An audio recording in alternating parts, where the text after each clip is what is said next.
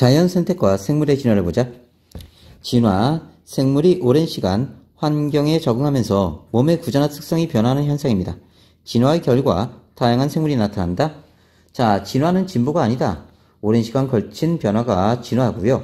지질시대 동안 번성하다가 사라진 생물, 현재 번성하는 생물 모두 진화의 결과다. 다윈이 자연선택설을 주장합니다. 과잉생산 변이가 일어나고 생존경쟁, 그 다음에 자연선택 진화가 일어났다. 자세히 보자. 다윈의 자연선택설, 자연선택은 생물의 진화에 대한 과학이론의 핵심 원리로 다윈이 처음 제안했습니다.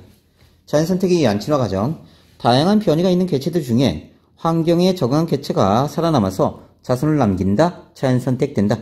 자연선택이 오랜 기간 누적되고 생물이 점차 변하고 다양해지는 진화가 일어났다. 그러니까 목이 긴 기린이 태어나고 목이 짧은 기린이 태어난 거야. 변이가 일어난 거지. 그 다음에 개체수가 지나치게 많았어. 목이 긴 거, 짧은 거. 그러다가 나무 이파리가 점점점 없어져요. 그럼 얘네들이 못 먹으니까 죽어. 그러면 목이 긴 기린만 자연선택됐다. 이렇게 설명하고 있는 겁니다. 과잉생산과 개체변이, 생물은 주어진 환경에 살아남을 수 있는 것보다 더 많은 수의 자손을 낳는다. 과잉생산된다. 태어난 같은 종의 개체들 사이에 다양한 형질이 나타난다. 변이가 있었다. 생존경쟁, 과잉생산된 개체들 사이에 먹이, 서식지, 배우자 등을 두고 생존경쟁을 한다.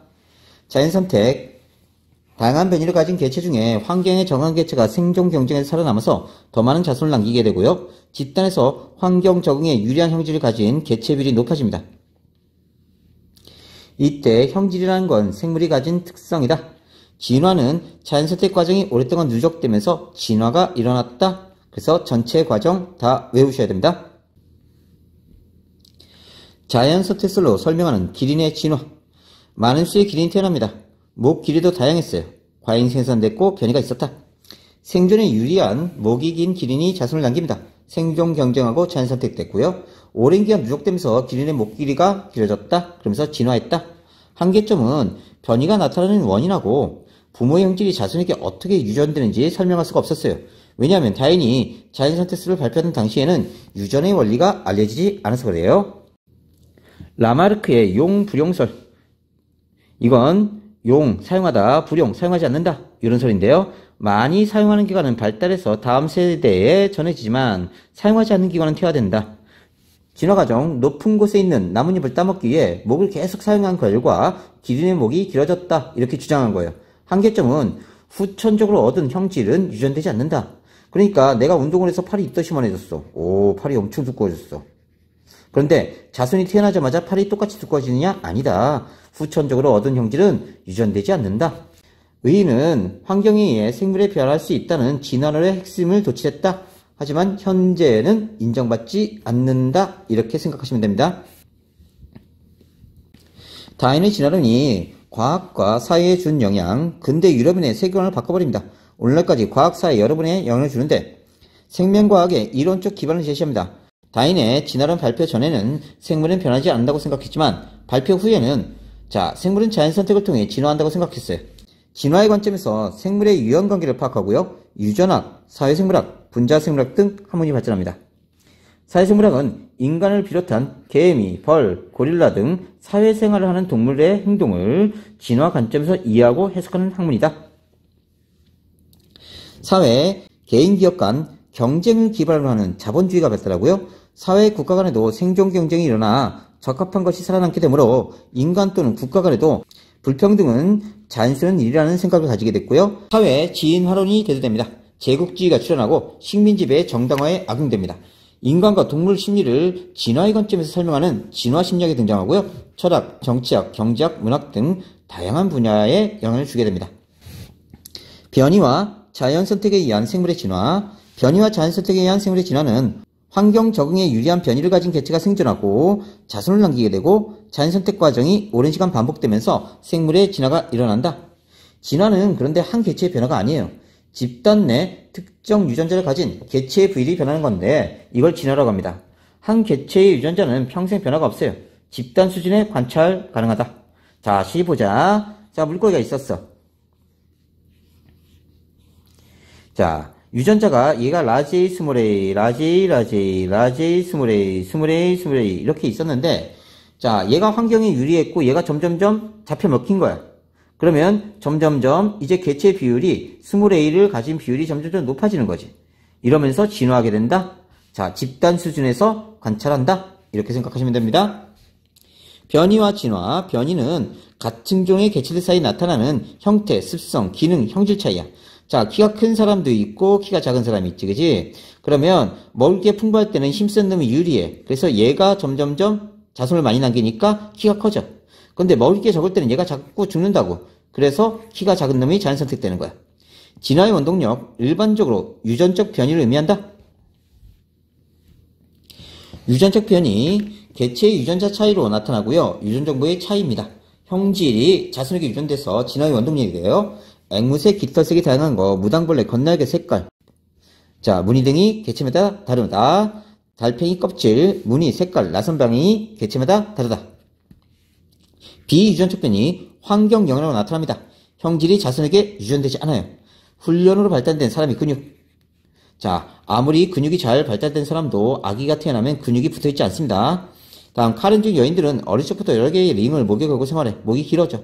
근데 태어나면 다시 목이 짧아. 그러니까 다시 링을 매다는 거야, 이렇게. 진화의 원동력, 환경에 대한 적응력 차이는 형질 차이 때문에 나타납니다. 형질은 유전자에 의해서 결정돼. 유전자. 자손에게 물려줄 유전적 변이가 진화의 원동력이고요.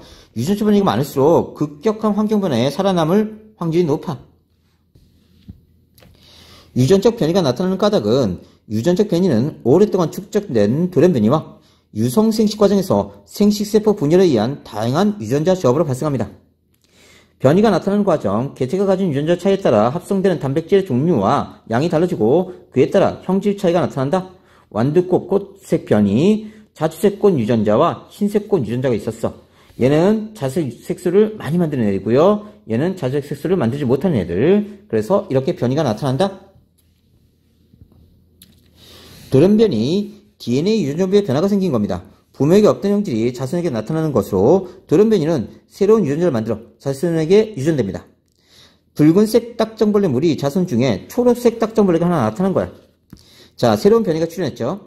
돌연변이로 새롭게 초록색 유전자가 나타났고 초록색 딱정벌레는 무리 내에서 교배해서 자손에게 초록색 유전자를 물려주면서 딱정벌레 집단의 유전적 변이가 다양해진다. 그러면서 점점점 초록색 유전자를 건네주는 거예요. 생세포의 다양한 유전자 조합, 유성생식을 하는 생물은 생세포를 형성하는 과정에서 생세포 분열에 의해 유전자 조합이 다양해지면서 생세포를 형성하게 됩니다. 흰색 털, 갈색 털을 가진 부모 사이에 얼룩무늬 강아지가 태어난다. 얼룩무늬 강아지는 흰색 털 유전자와 갈색 털 유전자를 모두 가진다.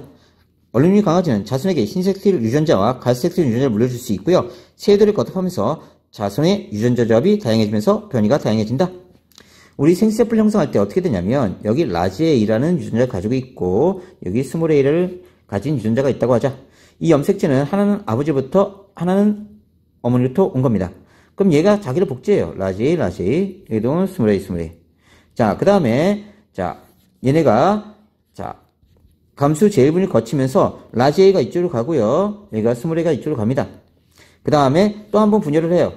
그래서 각각 생세포에 라지 A 가진 놈, 이쪽은 생세포에 스몰 A 가진 놈이 형성됩니다. 이게 각각 정자나 난자에 들어가는 거예요.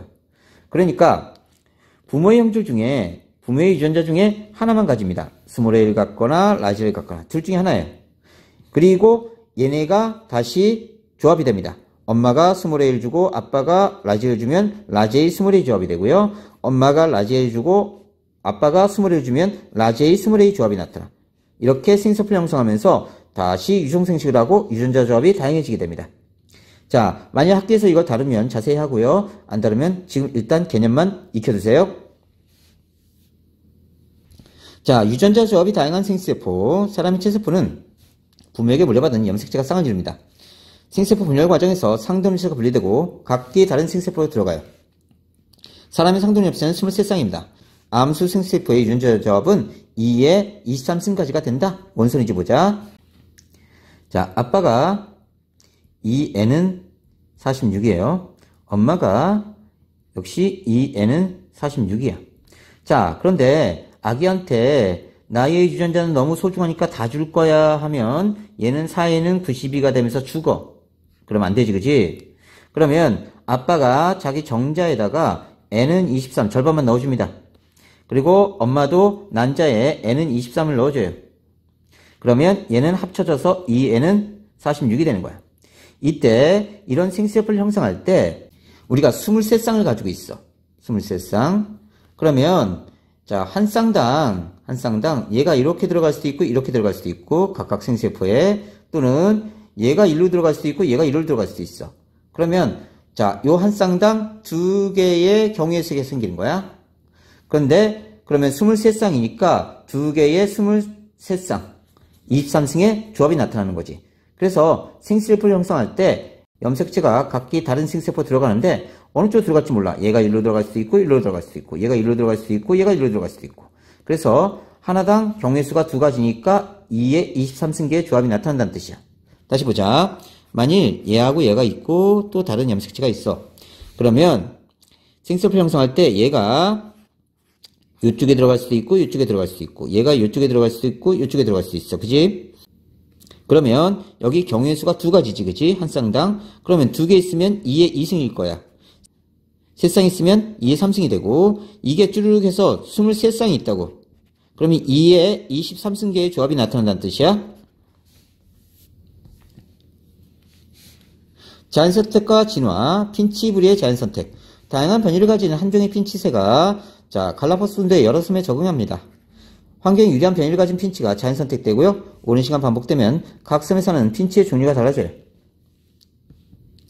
자, 같은 종의 핀치 사이에 다양한 부리 변이가 있었어. 이렇게. 곤충이 많이 있는 섬에는 짧고 단단한 부리를 가진 핀치가 살아남아서 자손을 남겼고요. 오랜 시간 지난 후 짧고 단단한 부리를 가진 핀치가 번성합니다. 다음, 크고 단단한 씨앗이 많은 섬. 크고 단단한 씨앗이 많은 섬에는 크고 두꺼운 부리를 가진 핀치가 살아남아서 더 많은 자손을 남겨요. 오랜 시간 지난 후 크고 두꺼운 부리를 가진 핀치가 번성했다.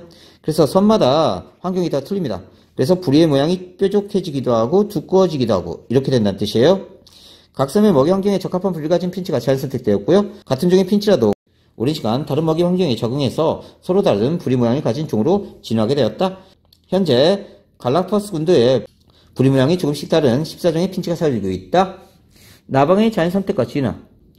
나무줄기가 밝은색 지류로 덮여있을 때 흰색 나방의 개체수가 많았고, 지류가 사라져서 나무가 검은색이 되면 자, 검은색 나방 개체수가 많아집니다. 왜냐하면 자, 흰색 지류가 있을 때는 흰색 나방이 눈에 안 띄어. 그러다가 검은색이 맨날 잡혀먹는 거야. 그럼 흰색이 많아지겠지, 그치? 자, 지류가 사라지고 검은색이 되면 흰색 나방이 눈에 잘 띄어. 그래서 얘가 자꾸 잡혀먹는 거야. 그러면 검은색 나방 개체수가 많아진다. 남모양 적혈 유전자의 자연선택. 말라리아 발생이 많은 아프리카 일부 지역에서는 남모양 적혈 유전자를 가진 사람이 비율이 높아요. 왜 그러냐면 헤모글로빈이 있는데, 정상 가지면 정상입니다. 정상, 비정상을 가지고 있으면요. 비정상을 가지고 있으면 자, 평상시에는 약간 빈혈이 있어요. 자, 다음 비정상 유전자를 가지면 악성 빈혈에 시달려. 그런데 자, 얘가 정상처럼 보이는데 얘는 말라리아가 들어와서 살아. 그래서 자꾸 죽어나가. 얘가 자꾸 죽어나가. 근데 얘는 자, 말라리아가 들어오면 이렇게 남모양으로 바뀌어버려요. 적혈구가. 그러면서 말라리아 유충이 살지 못합니다. 그래서 얘는 말라리아 안 걸려요. 그러니까 점점 말라리아가 많은 지역에서는 얘가 점점 죽어나가고 얘의 비율이 높아지는 거고요. 악성 빈혈은 어디서나 생존하기 힘드니까 자, 비율이 적습니다. 그래서 자, 말라리아 발생하는 지역에서는요, 남모양 적혈구 유전자 빈도가 높아요. 자, 봅시다. 정상 적혈구는요, 동그랗고요. 남모양 적혈구는 이렇게 나무형처럼 생겼습니다. 남모양 적혈구는 산소 운반량이 떨어지며 모세혈관을 막아서 혈액의 흐름을 느리게 해서 악성 빈혈을 유발합니다. 남모양 적혈구는 헤모글로빈 유전자의 돌연변이로 나타나고요. 심한 빈혈을 유발하기 때문에 일반적으로 드물게 나타납니다. 말라리아 원충은 적혈구에 기생하는데 남모양 적혈구 유전자에는 증식하기 어려워요. 그래서 남모양 적혈구 유전자를 가진 사람은 말라리아에 잘 걸리지 않습니다. 말라리아가 많이 발생하는 지역에서는 남모양 적혈구 유전자를 가진 사람이 정상 적혈구 유전자만 가진 사람보다 살아남을 확률이 높아. 그치? 약한 빈혈에 시달리긴 하지만 결구가 변형돼 버려요. 그래서 말라리아가 생존하지 못하니까 얘는 말라리아 안 걸려. 자, 남면 적극 유전자가 자연 선택되어 자손에게 유전된다. 형질이 더 우수함으로 자연 선택되는 것이 아니라 주어진 환경에 적응해서 살아남는데 적합한 변이를 가진 개체가 자연 선택된다. 자, 말라리아는 말라리아 원충이 감염되어 나타나는 질병으로 모기에 의해 전파됩니다. 말라리아에 감염되면 발열, 오한, 구토, 혈소판 감소 등 증세를 보이고 치료하지 않을 경우 사망할 수 있어요. 자, 변이와 환경에 대한 적응. 같은 변이라도 어떤 환경에서는 생존에 유리하게 작용하지만 다른 환경에서는 생존에 불리하게 작용합니다. 그래서 자연선택 결과가 달라질 수 있다. 항생제 내선세균의 자연선택. 항생제를 지속적으로 사용하면서 항생제 내선세균이 자연선택됩니다. 집단 내 비율이 높아지고요. 항생제 내성세균 집단을 형성하고요. 살충제를 자주 살포하는 지역에 살충제 내성 해충 집단도 같은 원리입니다. 항생제 내성세균이 비율이 적었어. 근데 항생제 사용하니까 나머지가 다 죽고 항생제 내성세균만 사는 거야. 그러면 점점점 항생제 내성세균 비율이 높아집니다. 진화의 방향성. 진화는 주어진 환경에 적응한 변이를 가진 개체가 자연선택되는 것이므로 특별한 방향성도 없고 진보의 과정도 아니다. 자, 그래서 항생제를 지속적으로 사용하는 환경에서는 항생제 내선세균이 자연선택돼서 항생제 내선세균 집단이 형성될 수 있다. 자, 이 시점을 한번 체크해 보시고요. 다양한 생물질환과 진화, 지구 환경의 지속적 변화로 인해서 환경 변화가 자연선택의 방향에 영향을 줍니다. 생태계 환경은 다양하고요. 자, 생물은 따라서 서로 다른 환경에 적응하면서 다양한 방향으로 자연선택되고 그 결과 지구에 다양한 생물이 나타난다.